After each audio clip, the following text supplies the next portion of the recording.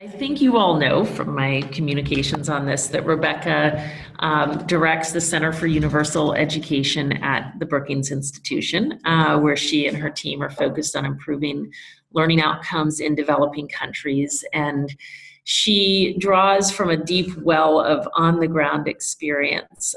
Before joining Brookings, she spent 15 years working in the field of education for displaced and migrant communities, most recently as the head of education for the International Rescue Committee. So she knows a lot about the effects of international conflict and a lot about children and a lot about education.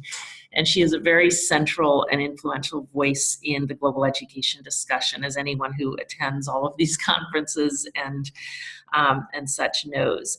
So I'm really grateful that Rebecca serves on our Global Advisory Council, and also that that we're all able to spend some time with you today, Rebecca. So thank you again. My pleasure. I'm going to get us started by asking just a few questions on the first half of the call, and then I'll turn it over to you all to ask some of your own questions. So please be thinking of what you want to ask. So maybe, Rebecca, before we dive in, it'd be great if you could just share a bit about how you came to this field of global education. Oh, how did I come into global education?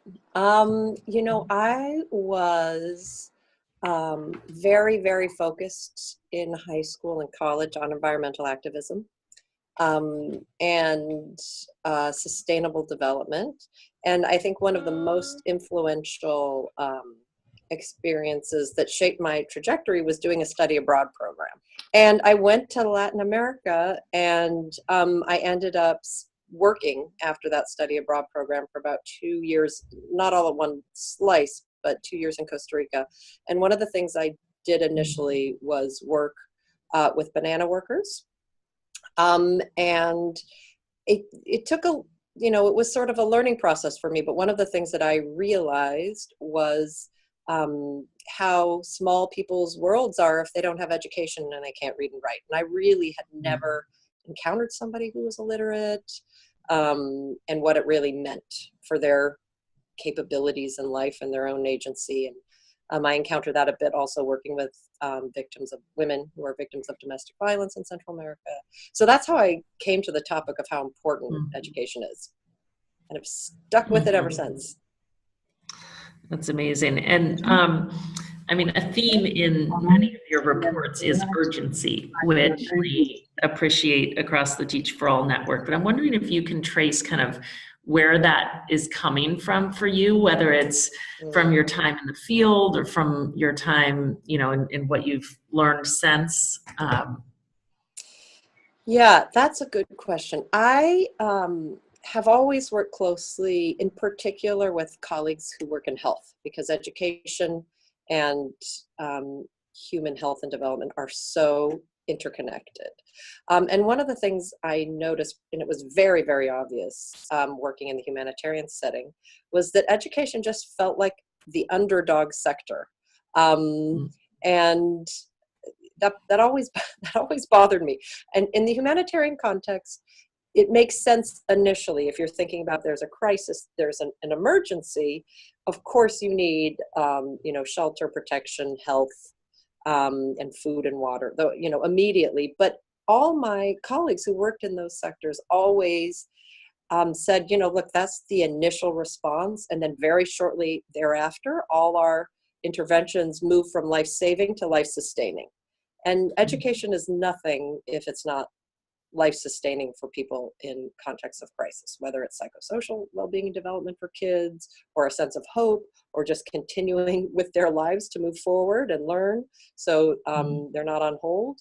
And that never ever really got policy attention. And then and we still to this day are struggling with the sort of education as a priority. It's it goes in waves. There's now a big focus, but there was the same big focus to create a global fund about 10 years ago that I was involved in, and it did nothing.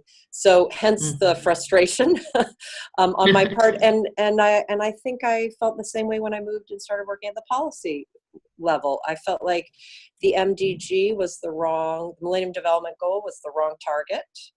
because actually we didn't have very far to go. It was the easiest target. It was, I think when we set the MDG, and don't quote me, but we had 20% of kids globally to get into school. Whereas if you look at maternal health, they set an outcomes target, and it was a lot more. And there was a real sense of urgency of kids are dying.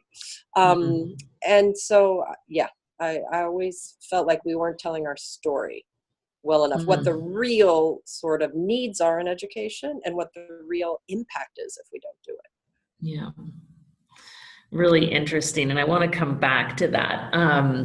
But let's turn to your most recent report on leapfrogging. And I wonder if you can just start us off by defining kind of what you mean by leapfrogging. Yeah, sure. I'll give you the short version, and there's a much longer version, and you tell me if we dive into it now or we save it for later. Yeah. This is a piece of research that we've been doing for the last 2 years, and I've been doing with my colleague Adam Barton and Eileen McGivney. And it really came, the personal motivation for me came out of literally sitting in a conversation with key policy actors, so the British government, US government, the UN, a few others, and having a deep sense of deja vu, because I remember vividly being in the exact same conversation with the exact same institutions. The representatives at each institution were totally different, but the exact same conversation, but 10 years prior. And there was no institutional memory of what had been done 10 years ago, and nobody was thinking of lessons learned and how to start at that base and move up. And so I was just getting really frustrated. And then that was a morning. And then in the afternoon, I went into a meeting, because at Brookings, we have all sorts of sectors, and we get to listen in and compare notes with, all sorts of people. And it's very enlightening for our work. And in the afternoon, I just sat in and listened in to a seminar around banking. And they really talked about, how banking has gone, and collectively the whole field, no one can go back to this conversation and repeat it, around the way we need more people in the world to have access to credit. We will help them be empowered economically. Went from, getting more local physical branches into rural areas, to microfinance. That was a big movement, to getting it to, lend to smaller amounts of money to low-income people. And now it's gone to mobile banking. And nobody is going back to talk about opening up physical branches as the solution. And, that's an example of what, it's a colloquial term, leapfrogging. And I really liked that idea. So for me, the personal motivation was, we got to stop tinkering around the edges. We have to really lean in and accelerate progress much more rapidly than we have been doing. And what could be something that could capture that feeling? And so that's why we chose the term leapfrogging. We bandied it about, is it a good term? There's this American company called Leapfrog Education, which is not, I said, well, we're a global audience. We're not talking about that type of thing per se. So really for us, what leapfrogging meant is rapid acceleration of progress, much, getting outcomes much faster than what the current pace of change is projected to be. And for us, it was two things important about our definition of leapfrogging, because we really thought a lot about how to define it for the education sector, not just be informed by what other sectors are doing, but not just take something off the shelf, because education is a process, a human development process, and it's complicated. So one thing is, we definitely don't mean throwing the baby out with the bathwater. So for example, in mobile banking, or even people talk about leapfrogging in telecommunications, from landlines to mobile phones. And in that case, nobody's going around laying landlines. They just threw that entire infrastructure out the window, and they're going with the new one. We really don't mean, what would that mean in education? Would it mean no more schools? And so we don't mean that. It doesn't mean really throwing the baby out with the bathwater. It means, for us, looking at what we have and how can we transform two things: what and how children learn, so they get the broad set of skills they really need to thrive in the future. That's how we define it. Yeah, no, that's beautiful. And I loved how the report laid out and kind of defined the nature of the problem as having two parts, Mm, skills inequality and skills uncertainty. And I think that's just such a helpful frame. And you and I have had this discussion before around how I think our community initially came together around a focus on the inequity piece. But as we've progressed, we've become kind of also obsessed with the fact that we need to redefine altogether what we're working towards given how the world's changing and what it requires. But it is a challenge to figure out. It's just a challenge given those two pieces. And I wonder if you can say a little bit more about how you framed that up in terms of those two yeah, pieces of the problem. yeah. Yeah, we struggled to think about how to capture what we were seeing as the big problems across each country. So it took us a while to actually come to those terms. And really what we came to is that in virtually every country, and there are a few exceptions, but we will ignore them for the larger global picture which has emerged. And some of those exceptions lie in Scandinavia and are well known. But in almost every country, they struggle with two things.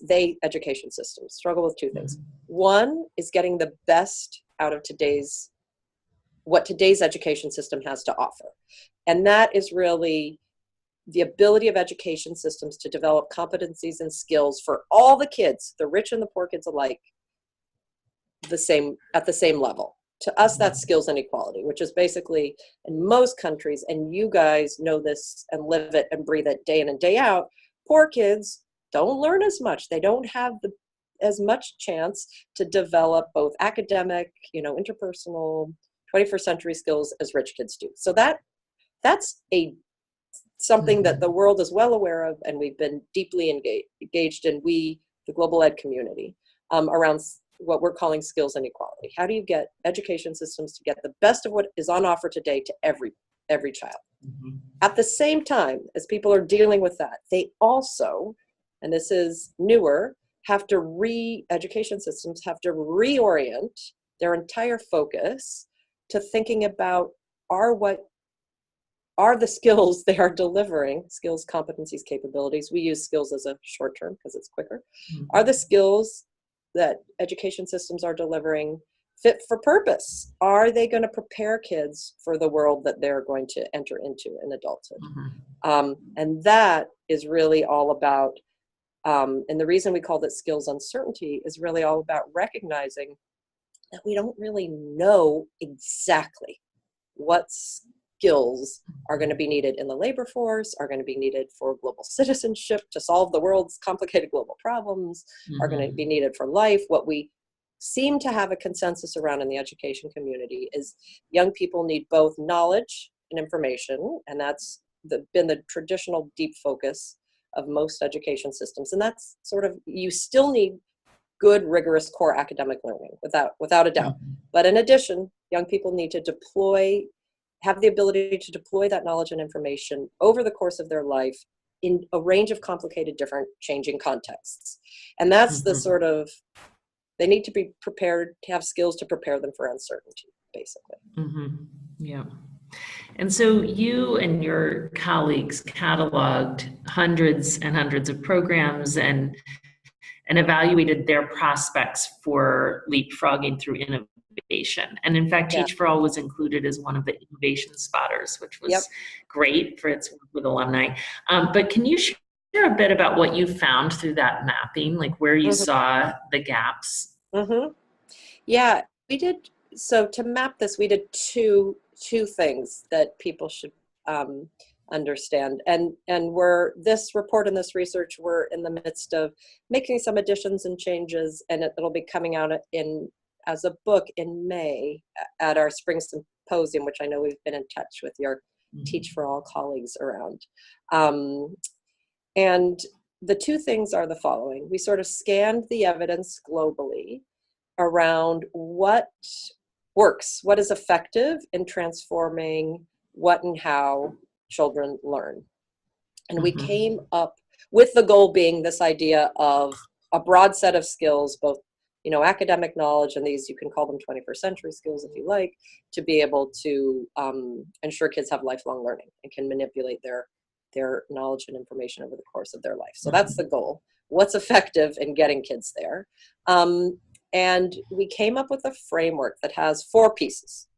The first 2 pieces are essential in our mind for actually leapfrogging, and we have a very detailed continuum, so I'm going to give you the highlights. The first piece is around transforming teaching and learning. The second piece is around transforming how learning is recognized. The third and fourth elements, we say, are useful because of the scope and scale of the education challenge, but might not necessarily be required to really transform what and how students learn. And the third piece is transforming people and places. So diversifying who and where kids learn, who kids learn from and where they learn. And the fourth piece is around transforming how data and technology is used. So those are the core pieces, and I can talk about any one of them later. But then that was the first thing we did, sort of make this map of what would it, in theory, based on the existing evidence, look like to leapfrog. Like, what are the kind of steps? And people can, take a look at this map, this leapfrog pathway, and try to locate themselves in it and see where they think they are. And then the second thing we did is scan the landscape with the help of 15 innovation spotters, people who were already out there on the ground identifying innovative practices, Teach for All being one of them. And we looked at around 3,000 education innovations, and tried to get a sense of what are people doing out there in what we're calling the education innovation community. What are they, which includes all of you guys, what are they doing? And does it have potential? Do innovations, as a community, as a collection of things, does it have potential to help leapfrog education forward if we tap into these innovations more? And on one hand, we found, some parts we found, yes, that the innovations community was focusing heavily on things in a way that, has huge potential to leapfrog. So a lot of people were really focusing, about 70% of the innovations were focusing on transforming pedagogy and making it more student-centered. And so that is one of the key pieces of the leapfrog pathway. However, there was a number of gaps. You guys might not be surprised, but we were surprised how very few people were actually focused on training teachers, on teacher development as a goal in and of itself.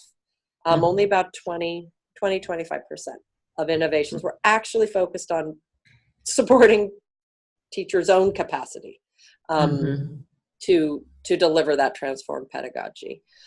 Very few people, this was perhaps the biggest gap, were focused on recognition of learning. And for us, we talk about recognition of learning being increasingly individualized, and that's both around student assessment and what you assess and what you do with that assessment data, and what systems and structures are in place to allow students to progress through their educational career. How, having that be increasingly individualized and across a broad set of skills is important.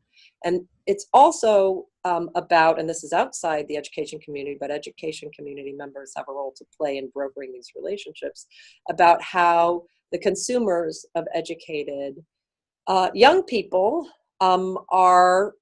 are having a role in assessing for themselves, for their own industry, if you're a company, for their own organization, if you're a nonprofit or a faith-based or community-based group, or a government, what exactly are the competencies they need, and having a role in sort of helping to recognize or surface what those competencies are. This is perhaps the sort of least familiar area, and I spend a little time on it because people all say, well, what do you mean? And the example I give, but there's examples from all over the spectrum, you don't just have to go with this one, is Google, which of course is for really bright, incredibly talented people, but they have stopped really requiring college graduation, and they've stopped requiring educational diplomas. They do look at them if someone has never worked. So they came sort of the first year out of college, they'll look at them. Yeah. But after that, they have their own way of assessing their employees, and they assess for something they call learning agility, which is basically ability to learn, deploy what you know in new and different contexts. Yeah. So those are some of the gaps. I would say there's various others, particularly around technology. A lot of the way technology was deployed in education, and only half of the innovations use technology in its sort of direct programming. And, not very many of them, maybe a quarter, really use technology in a way that transforms what's possible, not just substitutes for an analog function, which might make things more effective, more efficient, but won't transform what's happening. And you all let me know in the chat when you have a question, and I'll let you interrupt here. But let me follow on. So in the report, you speak to the importance of student-centered approaches, and we too across Teach for All are very, we're very focused on student-centered approaches as well. But we were really interested recently. We talked to Mona Morshed on one of these about the recent McKinsey studies that kind of ran all the PISA data and found what we thought was a kind of surprising finding around how actually the countries that were using fully teacher-directed strategies versus fully student-centered were actually more successful, and that those that used a balance were the most successful. And I wonder what you make of that research and how you think about, especially given the dual imperatives of tackling skills inequity and skills uncertainty. I mean, just how do you think about that question around student-centeredness? Yeah. So the element of the leapfrog pathway where that component fits in, and where we spend a lot of time looking at the existing literature, is about transforming teaching and learning. And we say, you need to transform it towards increased student-centeredness. The transforming teaching and learning piece is where that question sits. And we, in our leapfrog pathway, we say, we want it to be increasingly student-centered. But we found, actually similar to what Mona found, and it jives exactly, we found that the research showed that really what you need is a combination. And I imagine you guys would concur. Anybody who's been a teacher in the classroom is, moving to student-centered doesn't mean discarding direct instruction altogether. There certainly will be elements and things that you need to utilize that pedagogical approach for. But what we argue is that really, in order to leapfrog, you need to have a real, true, wide menu of pedagogical options. And teachers have to be trained and have to have the ability to deploy them along the way. I mean, so that is what we argue. Sort of, there's a bit of a continuum in our leapfrog pathway, but at the part where we say you're really able to leapfrog, teachers will be able to deploy everything from, sort of direct instruction to interactive group, small group discussion, to true student-led inquiry that is scaffolded and supported by instructors. So that would be my response. I would imagine that's would be common sense to most of people in your network, but perhaps it's not. I'd be curious. But that's certainly what the data says. And then the second thing to note is that I think Mona's study was looking just at PISA, right? Am I correct? Yeah. Yes. Yeah. So PISA has a lot of good critical thinking skills embedded in it, in the questions around math and science and language. And it is actively trying to develop some ways to assess things that are beyond that, sort of beyond the sort of cognitive critical thinking classic critical thinking problem solving, which are really important. So for example, collaborative problem solving. How do you work with somebody else in order to solve a problem is just newly getting on to the PISA radar. And we have a colleague here, Esther Kerr, who's worked for many years on how would you assess collaborative problem solving in a kind of large scale assessment like PISA. And more of the work she's done is at classroom level. So I also think that the more we try and surface in our assessments this range of skills and competencies, that'll change how we're evaluating what we think is effective. Yeah. Because I think, you can get a lot with direct instruction in terms of what PISA is testing. But some of the other things you might not be able to get if we were able to surface it in an internationally comparable way. I'm not even sure that's a good idea, actually, but it does shape the conversation. Yeah, no, totally. Shaquille, let me ask you to introduce yourself and ask your question directly. I'm from Teach for Bangladesh, and I'm currently the Associate Director of Alumni Impact, moving into public affairs. And my question that I just posted in the chat is that when you're talking about transforming teaching and learning, or transforming how learning is recognized, like, are the strategies that are suggested in your research mainly based on technical solutions such as technological fixes or instructional fixes, or do you have also recommendations on policies? But even for that, like, is there like some suggestions on the need for shifts in paradigms and narratives, and how do you go about such systematic change overall? Yeah.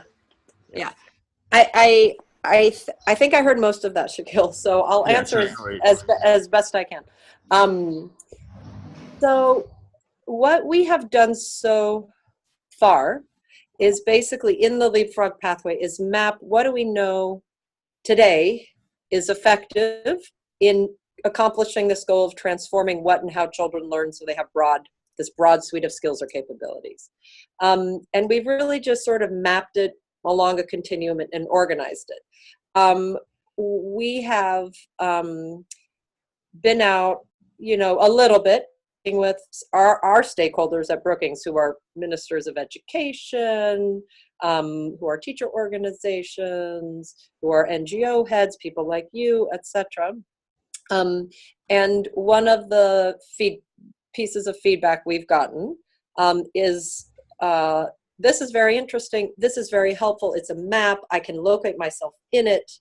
I didn't realize exactly where I was, so that's really helpful, but if I want to accelerate, what do I do now? What do you want me to do? And I say, I don't know. We haven't gotten there yet. So it really is just sort of a descriptive mapping exercise, sort of putting a framework out there. So it's a very good question. We've gotten it before.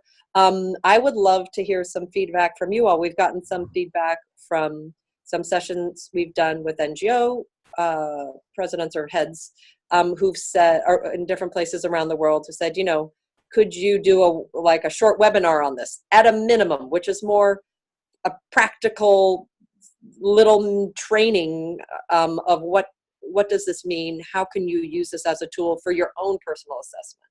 So that's feasible. We can do that easily. The other piece I would flag is the things that we want to do next, which we got a lot of questions about. So far, at least. I mean, we're just at the beginning, and the book will come out in May, and we'll certainly circulate that broadly, and hope that helps get a lot of debate going. But one is to dive in on the demand side. So everything that we have in the leapfrog pathway is all what we would call supply side, which is, what do teachers need to do? What do schools need to do? What do education policymakers need to do? What do people who, NGO innovators, people who are supplying and interfacing and delivering education services? None of it was around how do you work with communities to understand if they support this idea of leapfrogging. And in particular, we heard a lot of stories in our interviews. We did over 100 interviews with a wide range of folks including some folks from the Teach for All network.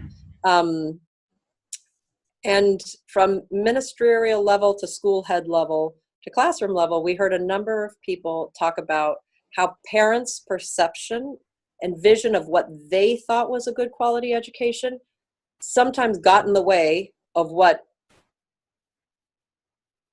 you know, whether you call it innovative or not, but the practices that people, the innovators we were interviewing, were trying to do.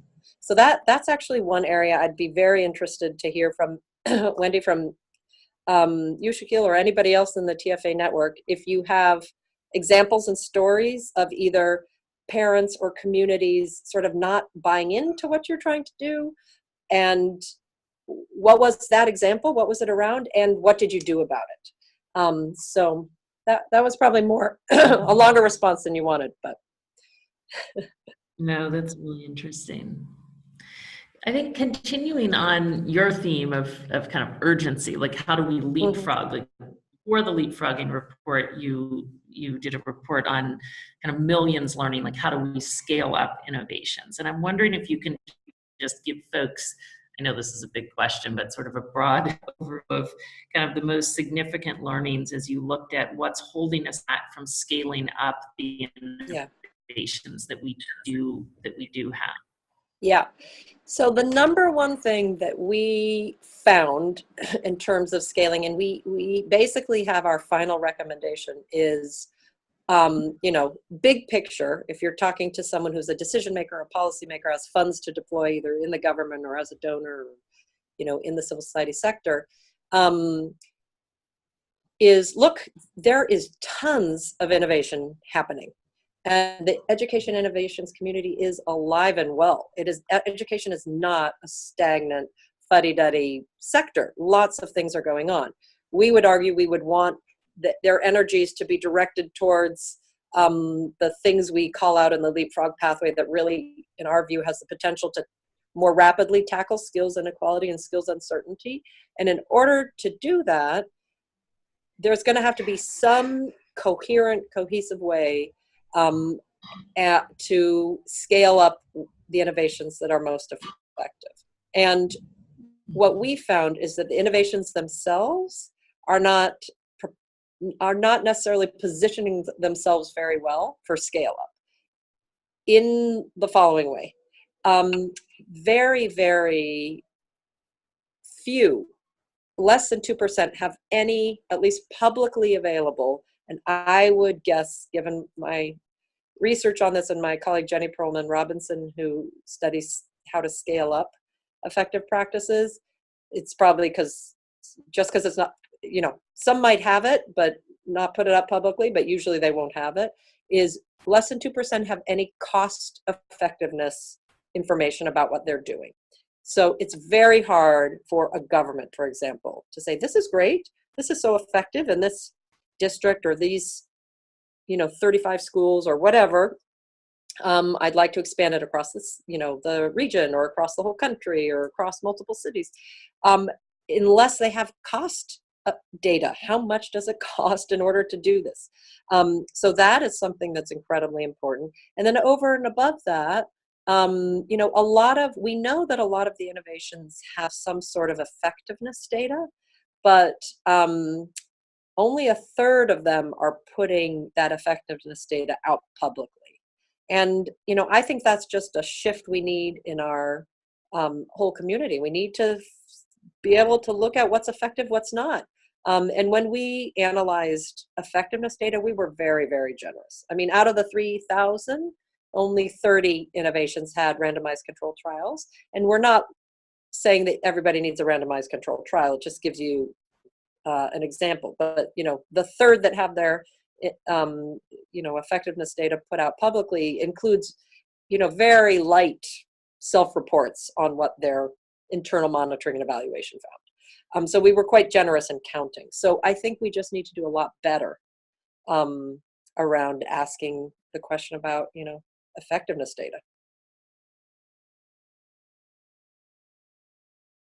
Yeah. Let me ask a couple questions about 2030. So like going back to the theme around, you know, initially you were frustrated at the difference it seemed between health and education in terms of how much energy and how much people were kind of galvanizing around it. I'm wondering where you feel like we are today on that. Like, how optimistic are you feeling that we're really going to see meaningful progress towards the Sustainable Development Goal in education? That's part one. How are you feeling? Well, we have the royal we in the global education community have the replenishment of the Global Partnership for Education in next week, 2 weeks, next week. And to me, that's a little bit of a litmus test. How much excitement, how much interest is there? Is it growing? Is there more than there was several years ago when they did their first replenishment campaign as the Global Partnership for Education? And it seems to me that it's definitely moved up a notch. So you have 2 heads of state from Senegal and France who are co-convening. That didn't happen before. And the word on the street is that actually, despite the US government being in paralysis and not having a stance that supports things like investing in development, period, or certainly global education in development, there seems to be a lot of increasing interest amongst governments to support the global partnership. And I think we'll see, I don't know, TBD, but I think we're going to see various new governments coming in a more significant way than they have been. So to me, that's a measure of people are starting to hear this urgency question. I think, it's also a measure of how confident people feel in the Global Partnership for Education, but I think a lot of it probably has to do with the Education Commission work that's really gone out and sort of rallied the troops on this topic. For the first time, we're really seeing a stream in the G20. In Argentina, they're going to do a whole thing around skills, particularly technical, vocational, and livelihood, but they're, education, they have someone in their education ministry is on the G20 working group. In Argentina, that usually doesn't happen. So at the moment, I'm feeling optimistic. In the large, big sweep of history, I mean, it doesn't seem to be a very good moment for global cooperation and marginalized communities in terms of the politics of the globe. But, I hope what that does is sort of rally people who have not been active before on these topics to really come out and more actively support things. So I'm trying to stay positive, although there's a lot of reason for pessimism. Yes, as are we all. So I'm going to ask Kim Baskin to go ahead and ask your question live. Sure, thanks, Wendy. And I think this builds off of your earlier question about the 2030 agenda. And Rebecca, I'm so excited to have you on the phone to ask you this. So I work in the New York office on the Government and Multilateral Affairs team. And one question, I think, just from your bird's eye perspective, I would love to hear if you have any predictions about what you think the priorities on the post-2030 agenda will look like, and kind of what language you think will be used to describe that goal. I know we had a shift with the SDGs to inclusion and equality and equity. I'm just curious to hear what you think kind of that language will be for the next goal on education. Oh my gosh, you are so far ahead of me. I have not even pondered that. I don't know. I feel like we just worked so hard to get the existing goal in place and to make sure education was on it, first of all, and not scrapped off of it because it was seen as being such a successfully completed education. That education was seen as the big success story, and many people, and we worked really hard with many others, said education shouldn't be on it. We should only focus on the gaps. So I'm just so thrilled we have an education goal, no matter how convoluted it may seem, and it talks about lifelong learning, right? It's going in the right direction, and it's not only access, and it talks about learning quality from early childhood right the way through. So I have not even pondered that, to be totally honest. What do you think? What are you guys thinking about? I mean, yeah. I think yeah, what do you think, Kim? Sorry, Wendy. I was just going to say, I mean, I think what you were mentioning before, Rebecca, with the skills uncertainty, like the one thing we know is certain is that there's uncertainty. And so what are the skills that you need, the adaptive qualities that students and teachers and communities will need to be able to react to a world that we know will look significantly different than the world we have today. And so some type of, resilience is a buzzword you hear a lot, but I think that will be in some part of that agenda. Yeah, for sure. And I guess I tend to think that lifelong learning meets that. Do you know what I mean? That's how education responds to skills uncertainty. It's to build the capabilities for true lifelong learning. So, and lifelong learning is the frame of the current goal. So I feel like maybe it won't be totally new, but I agree with you. There will be for sure new issues that help craft how we're framing the problem, probably. And I think already we're seeing that in this goal, that question of automation, technology, changing labor market. Another piece that has occurred to me that I've been thinking about, but we haven't done anything about,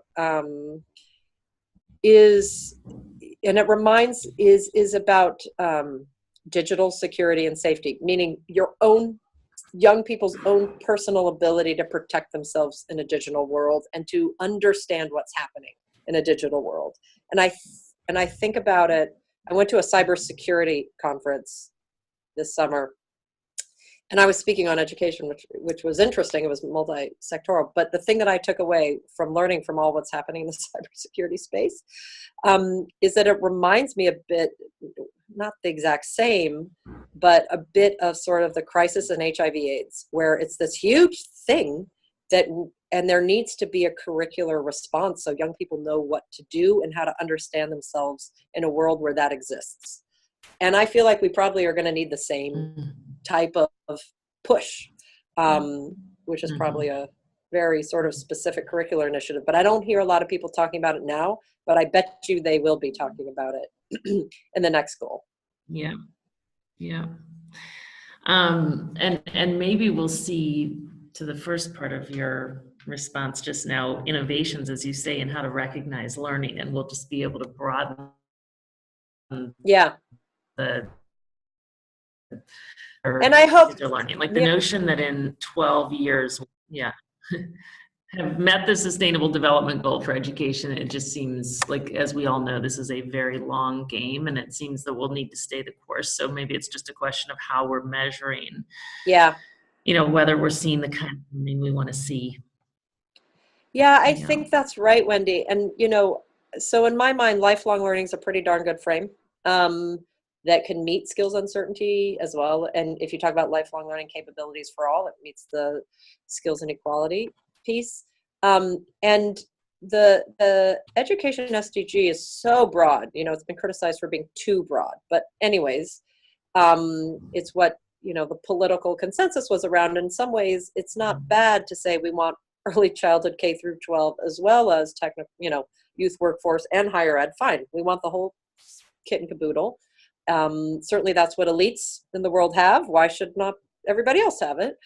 And then I see that one of the sort of global citizenship target, which is like a fruit salad of terms that they're currently struggling to figure out, how do you assess? How do you track and measure? But I could envision a point, and certainly, we have folks on our team who chair some of the groups with the UNESCO Institute of Statistics, who are trying to figure out, how do you measure and track the SDGs, particularly around learning. And I can envision a lot of progress being made over the next decade. So I agree with you. So we don't have some, a random fruit salad of terms that we're trying to figure out what that even means and how would you track it. But we have a little bit more consistent, a broader, a shared understanding of how to surface some of those broad sets of capabilities across countries. You all, let me just say out loud, I've put this in the chat, but feel free to dive in your own questions here, because I can just keep on going. But Rebecca, one of the things that's just, it's so interesting, your background, which has gone from being like on the ground to being, really like at the bird's eye view at this point. And I'm wondering if you can talk a bit about how, if at all, your perspective has changed. Like when you were more on the ground, I'm curious how your perspective has kind of evolved since moving up and having more of a big picture from a policy perspective. Like what would you tell your younger self that you didn't fully realize when you were on the ground? Yeah. I think part of the reason I was interested to go into that, I began to focus, even when I was at IRC, I began to focus more and more on the policy questions and less on the implementation challenges and program design, even though it was both. But I really started out on the program design stuff. But they inform each other. What the policy framework is informs how you're going to design your program. So one of the things that I often thought early on was that people who were making policies were like, just didn't get it and were just clueless.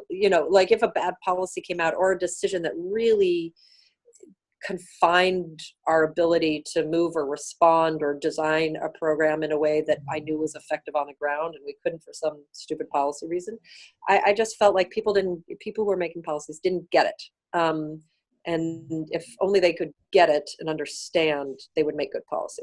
And I think I've certainly come to appreciate how many forces, largely political, sometimes economic, go into the policy that actually is made at the end of the day. And a lot of them random personal stuff. You've got incredible champions of global education in the House with Nita Lowey. You had a great champion who was the founder of my center, the Center for Universal Education, in Gene Sperling, who was the chief economic advisor in the Clinton administration. The only reason he turned to education was he did a site visit during the Dakar Framework for Action mission that he attended. And it was really moved personally. So, there's also the personal piece. So, it is quixotic how policies are made, and there is a bit of a sort of sausage factory feel to it. So I guess that's probably what I would have told my younger self, that, you have to be a little more nuanced and try to think about the different levers for influence to get the outcome you want. And you really have to map what are all those influences around whoever is actually making this decision. And sometimes it isn't the high level person. Sometimes it's the team underneath them, right, that are really drafting it. Like there's a whole set of stakeholders to map. So probably that's what I would share. Yeah. That's helpful. On just a totally different note, you're a highly accomplished global thinker and doer, and you've managed to have, happy kids at the same time. And there are lots of folks on the call kind of in the same boat who are trying to balance really intense work lives, including in many cases a lot of travel with kids. And we're all just wondering how you make it work, and if you have any tips about what you've learned along the way. Oh gosh, well, you can share your tips too, Wendy. We can compare tips on the call. I'd be happy to hear other people's tips also. Well, let's see. Well, a couple of things. So, it's always psychologically satisfying when you read something that supports what you're already doing. So I have read a couple of articles and, immediately stopped and didn't want to read any more because they supported what I was doing around the fact that children of working mothers in particular grow up being more well-adjusted. and able and independent and having more sort of agency and life skills. And it's perhaps a bit common sense. I'm sure that's not true for every single working mother and or every child who has a mom who's able and interested to stay at home and take care of them, which is also a wonderful life choice that I've contemplated many times myself, but not feeling guilty. So one of the things I try not to do is feel too terribly guilty. And I think that helps. And I think kids pick that up if you feel so terrible, because, children are able to, say things, they can push your buttons and read you very well. The other thing my son is always like, do you have to go to that? And he's, I brought him to work and he's met my boss and he says, or, when he was 4, I introduced him to my boss and he said, oh, are you the captain? Are you the captain of this of mommy's work? He's like, yeah, I'm the captain. So he always says, is the captain making you go? So, and I'm trying to be honest, actually, sometimes yes, the captain is making me go, but sometimes no. And here's why I want to go. And it's important. So the second thing I do is try to talk to them about the work and make sure they understand what it is and why I do it and why it's important and why they should care. Yeah. And then there's, little small tips like making sure to Skype with them every day when you're gone and stuff like that. Yeah, that's great. No, it's just always helpful to hear different folks' perspectives. Beautiful. Anything else out there? Any other questions, you guys? My question, I guess, in reading the report, Rebecca, was just thinking about the persistence of the broad structure of like the Prussian education model, so to speak, and how I guess the idea of adopting innovation, it may change. Like, does that require significant changes in the model of schooling? Like the idea of public health making big adaptations, like big shifts. You still would walk into a hospital that's maybe similar to like the physical structure that it was 50, 75 years ago, but your experience inside is really different. I'm wondering, given the scale of this, like what systems would need to look like to either adopt innovations more nimbly, or if systems would just need to look different to adopt some of these practices. Yeah. And, one of the biggest differences, if you think about, let's stick with the health analogy, Jared, for a minute. If you're in rural Rwanda or, rural Kenya, whatever, you're less likely to walk to get yourself to a hospital and more likely to interface with the community health worker, right? Health is going out to where people are. And to me, that's perhaps at its core, the thing that probably will have to shift, and we get at it with this diversifying people and places, is really thinking about schools as the arbiters of education. And I think education systems probably have to make that shift. And that's not the same, and I want to be very clear, it's not the same as saying, we don't need schools, kids can learn everywhere, they just need an app, and they can, tool around on the, the argument never made sense. They can be on the bus and they can, stay at home. I mean, if my kids never went to school, they would, I don't know, they'd learn a lot of things, but they probably wouldn't learn how to read, that's for sure.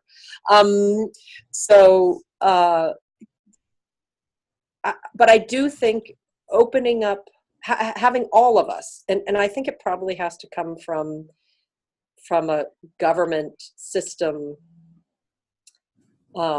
frame, opening up when we think about education as a process of human cultivation, right from kind of birth or even prenatal, right the way through adulthood. Like, I think we need a whole bunch of different systems. And the school is going to be one piece, but certainly not the main arbiter of it. I had a very interesting side note, and I know we're running out of time, but I had a really interesting conversation with one of she wasn't the minister of education in Cuba, but a deputy minister of education in Cuba not so long ago. on this leapfrog stuff. And I said, I don't know that much about the Cuban education system. You have great literacy, of course, across the world.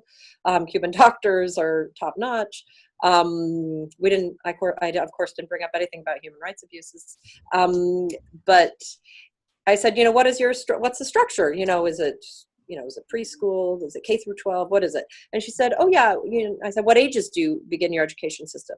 And she said, prenatal and 0. That's when our education system begins. And they literally have a community education department for parents. Mm-hmm. And they have this, and it's kind of an early childhood development specialist's dream, actually, what they're doing. So, they have thought very differently, and with very few resources, gotten some great results. So anyways, I'll stop there.